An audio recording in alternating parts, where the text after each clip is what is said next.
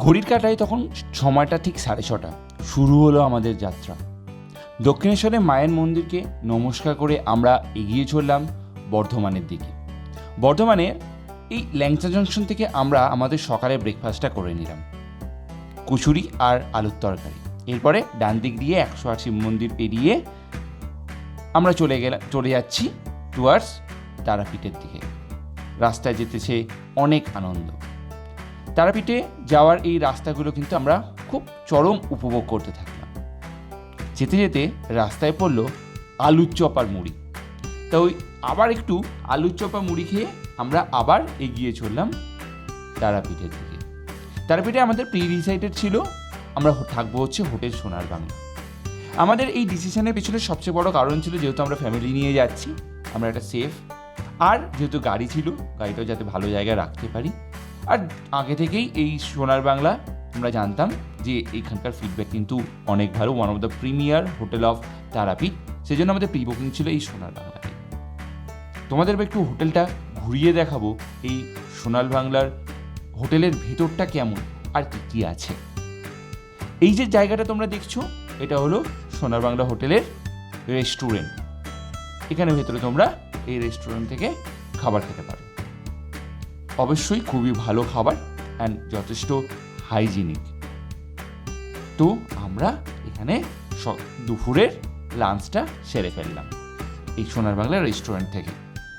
ঘড়ি কাটায় তখন দুপুর 1:30। সবার পেটে তো ইঁদুর দৌড়চ্ছে।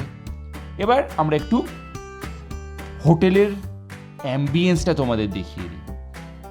আমরা ফার্স্ট ফ্লোরে ছিলাম, আমাদের রুম নাম্বার ছিল 108, 109 আর 111। এটা হচ্ছে হোটেলের রুমের সামনের এই করিডোর। এই করিডোরে এরিয়াটা যথেষ্ট ভালো। ইউভি তো তার মজার কন্টিনিউ করেই আছে। এদিকে নিচে প্লে এরিয়াটা কিন্তু আরও সুন্দর। আয়ুষ আর ইউভি দুজনেই কোনটা ছেড়ে যে কোনটা খেলবে সেটাই বুঝতে পারছে না। আর আমার চোখ কিন্তু পড়েছিল ডাইরেক্টলি এই জিমের মেশিনগুলোর ওপরে। এরপরে আমরা চলে গেলাম মায়ের উদ্দেশ্যে, তারাপীঠের মাকে পুজো দিতে।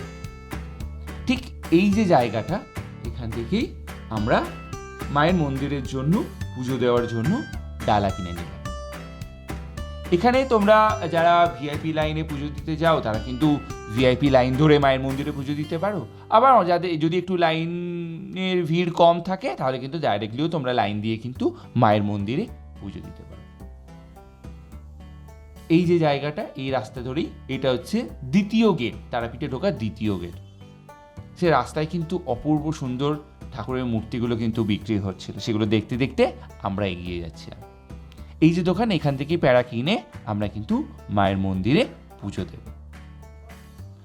এই সেই মায়ের মন্দির যেটা দেখার জন্য মানুষ দূর দূরান্ত থেকে ছুটে আসে। আমরাও তাই করব। যদিও এর আগে অনেকবার আমি তারাপীঠে গেছি, কিন্তু বারবার মায়ের টানে আমরা পৌঁছে যাই সেই তারাপীঠের মায়ের মন্দিরের কাছে। বাড়ির সবাই তখন মায়ের চরণ যুগলে আলতা নিবেদন করতে ব্যস্ত, আর আমি তো তখন তোকে ব্লগ করেই যাচ্ছি। এবার তোমাদের আরেকবার মায়ের মুখটাকে দেখাবো। এই হলো মায়ের মূল মন্দির।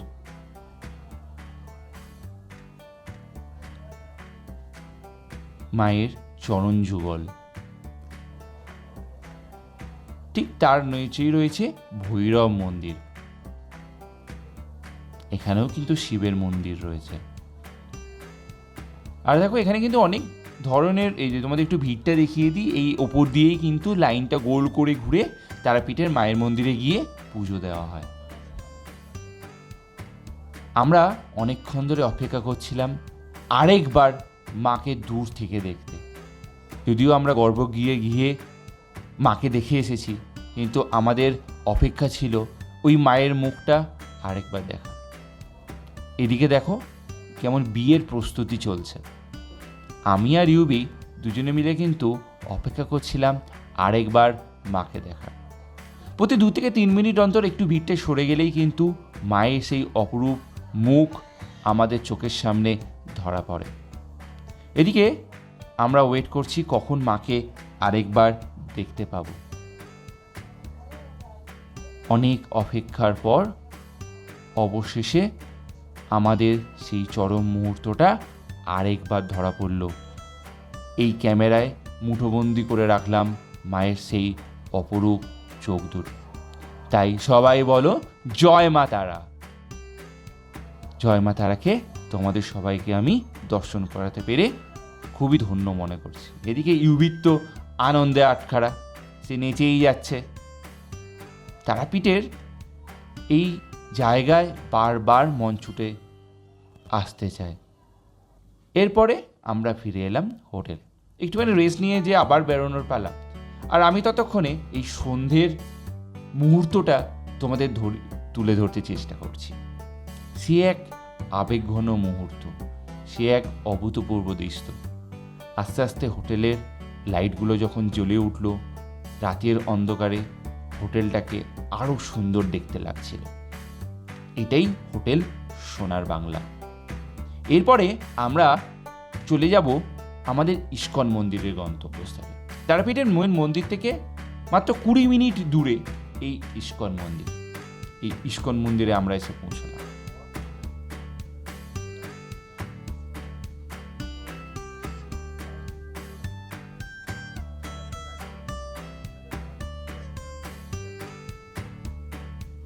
এই হলো ইস্কন মন্দিরের এন্ট্রান্স। এখান দিয়ে সোজা যে মূল মন্দির, সেই মূল মন্দিরটা আমি তোমাদের এবার একটু দেখিয়ে দিই। এইটাই সেই মূল মন্দির। যদিও ভেতরে ভিডিও করার কোনো পারমিশন নেই, সেই জন্য আমি কিন্তু তোমাদের ভেতরের ঠাকুরের কোনো ছবি তোমাদের দেখাতে পারছি না, কিন্তু মন্দিরটা তোমাদের একটু দেখিয়ে দিলাম। এই সেই মূল মন্দির।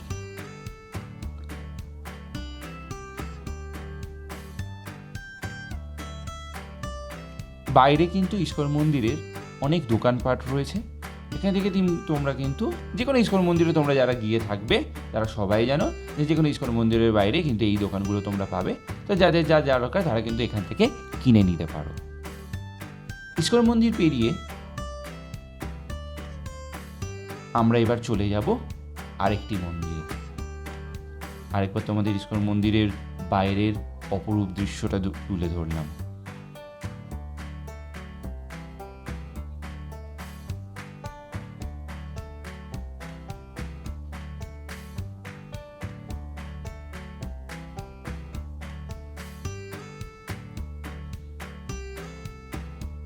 এই সেই ইস্কন মন্দিরের মূল প্রবেশদ্বার। এরপরে আমরা চলে গেলাম জগন্নাথ দেবের মন্দিরে। এটা হলো জগন্নাথ দেবের মন্দির, ঠিক 5 মিনিট দূরে। আর তার আগেই আবার আমরা একটু এই এরিয়ার আলুর চপ নাকি খুবই বিখ্যাত, আর মোচার চপও আরও বিখ্যাত, তাই সেটা খেয়ে আমরা কিন্তু রাতের খাবারের জন্য প্রস্তুতি নিতে লাগলাম।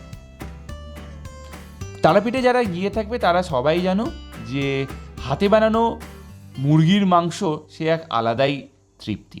আমরা এই দোকান থেকে খেয়ে সবাই কিন্তু খাবারের যখন প্রিপারেশন নিচ্ছে, আমি তখন চলে গেলাম এক অদ্ভুত জিনিস দেখতে। রাত তখন 10:30, চারিদিকে শুনশান, আর আমি গেলাম তারাপীঠের মহা শ্মশান দেখতে। দেখি দূর থেকে এক সাধু বাবা বসে রয়েছেন। আসার সময় এই দোকানগুলো কিন্তু খোলা ছিল, তো অনেক রাত পর্যন্ত মানুষের এখানে বিচরণ হয়।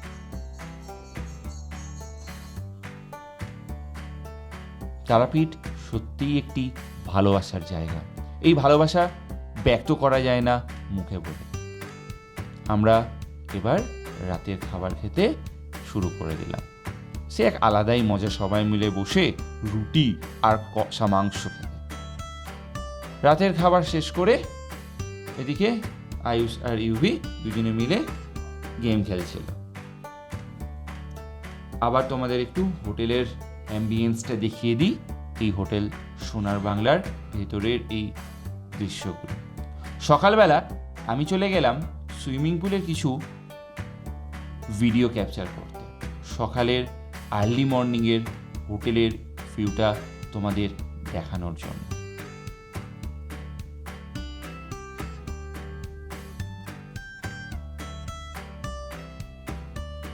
এই হলো সকালের হোটেলের ভিউ। প্রচুর পরিমাণে গাছপালা পুরো হোটেলটাকে ঢেকে রেখেছে, আর তার হাওয়া সে কি এক আলাদাই জিনিস। কিন্তু একটা প্রবলেম কিন্তু তোমাদের বলে দিই, যে যত ভালো হোটেলই হোক, যত দামি হোটেলই হোক, মশার উৎপাত কিন্তু প্রচণ্ড রকম ছিল এই হোটেল সোনার বাংলায়। এই হলো আমাদের হোটেল সোনার বাংলার সুইমিং পুলটা।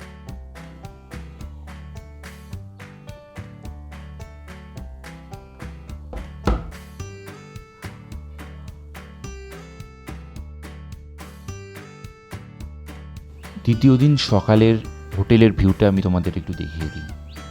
এই হোটেলের সবচেয়ে ইম্পর্টেন্ট যে জিনিস সেটা হলো এখানকার নেচারের মধ্যে থাকার অনুভূতি কিন্তু আলাদা। এবার একটু তোমাদের আমি কস্ট বলে দিই। আশেপাশে যে হোটেলসগুলো ছিল সেগুলোর মধ্যে যেগুলোতে সুইমিং পুল আছে, নিয়ার অ্যাবাউট কস্ট তোমার 2700, 2800 এই অ্যামাউন্ট আমি বলছি। যদি তোমাদের নর্মাল সিজনে থাকে, পিক সিজনে কিন্তু এই অ্যামাউন্ট একটু বেশি হতে পারে। এর এখানে room rent starting from 3800 to premium deluxe কিন্তু 7800। এগুলো কিন্তু সব কিছুই উইথাউট ব্রেকফাস্ট। তো যারা এই ধরনের রুম নিয়ে এখানে থাকতে চাও, যেখানে সেফটি কিন্তু অনেক ভালো, রুম সার্ভিস অনেক ভালো, ক্লিনলিনেস খুবই ভালো, স্টাফ বিহেভিয়ার খুবই ভালো, তারা কিন্তু অবভিয়াসলি তারা প্রেফার করবে হোটেল সোনার বাংলা। আমরা যেখানে ছিলাম এখানে কিন্তু কার পার্কিং খুব ভালোভাবে করা যেতে পারে। সকালে এই ভিউ নিয়ে এরপরে আমাদের কিন্তু আস্তে আস্তে এই হোটেল ছেড়ে আমাদের দ্বিতীয় গন্তব্যস্থল সেখানে এগিয়ে যাওয়ার পালা। আমি তোমাদের একবার লোকেশনটা দেখিয়ে দিচ্ছি, এই হোটেলটা এক্স্যাক্টলি আছে কোথায়। এই হলো রুম। এন্ট্রির পরে এই যে রুম তোমরা দেখতে পাচ্ছ, এখানে bed, double bed, TV,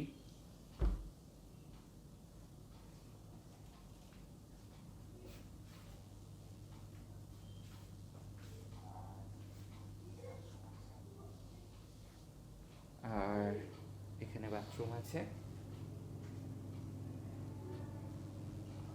balcony কিন্তু খুবই সুন্দর।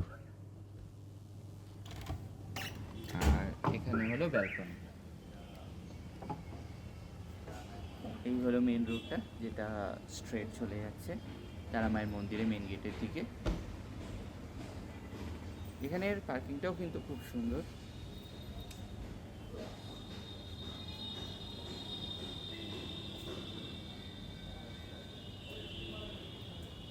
প্রত্যেকটা রুমের সাথে কিন্তু অ্যাটাচড ব্যালকনি আছে। এদিকে ইউভি আর আয়ুষ কিন্তু একদমই এই চিলড্রেন্স প্লে রুম ছেড়ে যেতে চাইছিল না। আসল মজা কিন্তু ওদেরই এখানে এসে।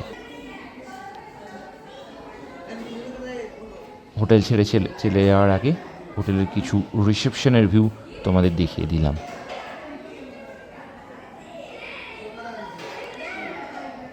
লাইব্রেরি টাইপ ছোট একটা এখানেও আছে, যারা কিন্তু বই পড়তে ভালোবাসো তারা কিন্তু এখানে বসে কিন্তু পড়তেও পারো।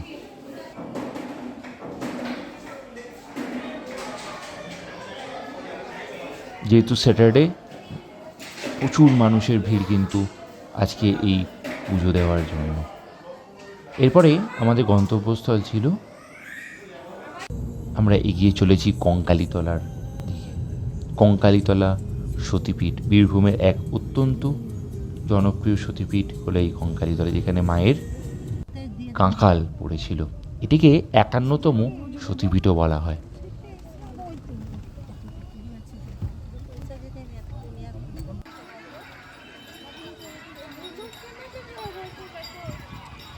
ঘুম থেকে উঠে এটাই পার্কিংয়ের জায়গাটা, যেখানে আমরা পার্কিং করে কঙ্কালীতলা দিকে এগোচ্ছিলাম, মায়ের মন্দিরের দিকে।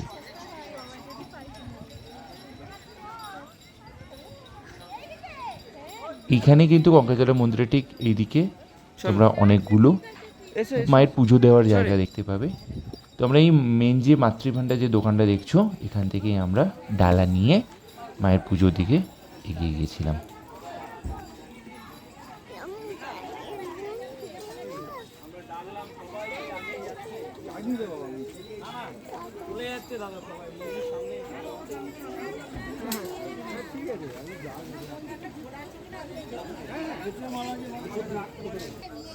তারাপীঠ ঘুরে আমরা এবার এলাম হচ্ছে কঙ্কালীতলা। কঙ্কালীতলা দর্শন করে আমরা যাব শান্তিনিকেতন। কঙ্কালীতলার মায়ের গেট ঢোকার মুখেই আমাদের কানে ভেসে এলো অপূর্ব সুন্দর এক বাঁশির শব্দ। মন করছিল কে বাজাচ্ছে এই বাঁশি, একটু জেনে নেওয়া। হঠাৎ করে চোখ পড়ল দুই সাধু বাবার দিকে। কি অপূর্ব সেই আওয়াজ, মন টেনে নিয়ে গেল তাদের দিকে। জানতে ইচ্ছা করলো কারা তারা। তোমরা একটু শুনেই বলো তো কেমন লাগলো তোমাদের এই বাঁশির আওয়াজ।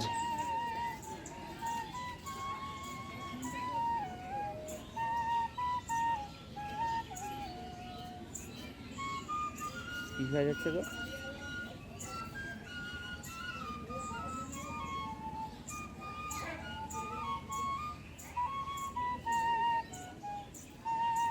তারপর তার কাছ থেকে আশীর্বাদ নিয়ে আমরা এগিয়ে যাব মন্দিরের দিকে।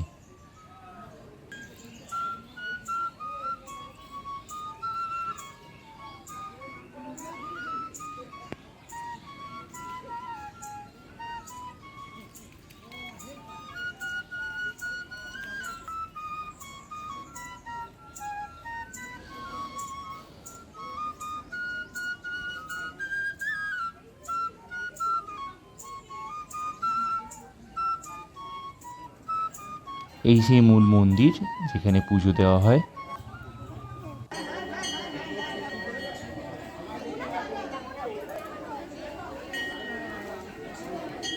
আর এই সেই পুকুর যার ভেতরেই আছে কিন্তু মায়ের কাঁকাল। বলা হয় বছরে একবার সেগুলো থেকে তুলে পুজো দেওয়া হয়। এই যে তীরগুলো তোমরা দেখতে পাচ্ছ, এই সেই স্থান যেখান থেকে তোলা হয় মায়ের কাঁকাল। এর মধ্যেই নিমজ্জিত আছে মায়ের কাঁকাল। কিছু রুলস রেগুলেশন কিন্তু এখানে দেওয়া আছে, এগুলো কিন্তু তারা যাবে তারা কিন্তু মেনে চলে।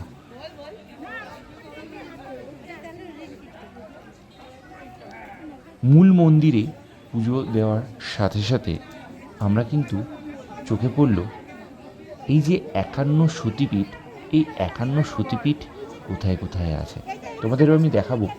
এই 51 সতীপীঠের কোথায় মায়ের কোন অঙ্গ পড়েছিল। যেমন এখানে তোমরা দেখতে পাবে চট্টগ্রামের দক্ষিণ বাহু থেকে শুরু করে নলহাটিতে নলি, শ্রীহট্টে গ্রীবা বা কিরিটিতে কিরিট, সব কিছুই কিন্তু এখানে দেওয়া আছে। তোমরা একটু দেখে নাও যে 51 সতীপীঠের কোন কোন জায়গায় মায়ের কোন কোন অংশ পড়েছিল। আর আমাকে কমেন্ট করে জানিও তোমরা কটা সতীপীঠ এখন পর্যন্ত দেখেছো।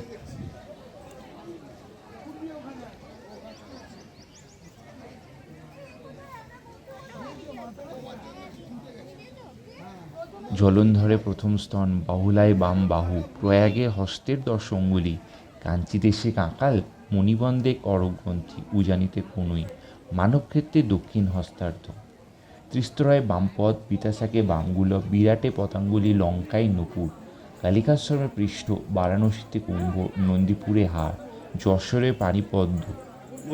এইরকমভাবেই কিন্তু 51 সতীপীঠের ডিটেলস এখানে দেওয়া রয়েছে।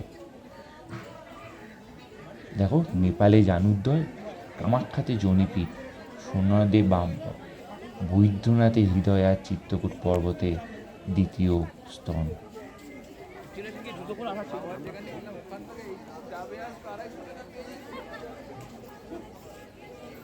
কি কিনবে গো? দোকানে 100 টাকা দিতে হবে। দেব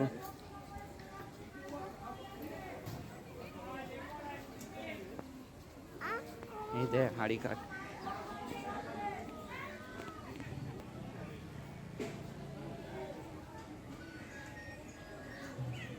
আবার যাওয়ার সময় এখানে এসে বসে পড়ল সেই সুন্দর বাঁশির আওয়াজ। সেটি শুনতে শুনতে আমরা কঙ্কালীতলা ছেড়ে দুপুরের খাবার খেয়ে আমাদের শেষ বা অন্তিম গন্তব্যস্থল আমরা এবার চলে যাব শান্তিনিকেতন।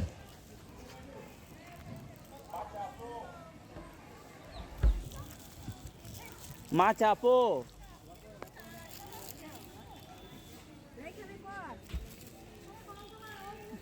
এরপরে আমরা আস্তে আস্তে চলে গেলাম সোনার ঝুড়ির হাটে শান্তিনিকেতনের। আর এখানে এসেই তো দেখি সবাই নাচে ব্যস্ত। সবারই মনের তালে একবার এই নাচটা নেচে নিল।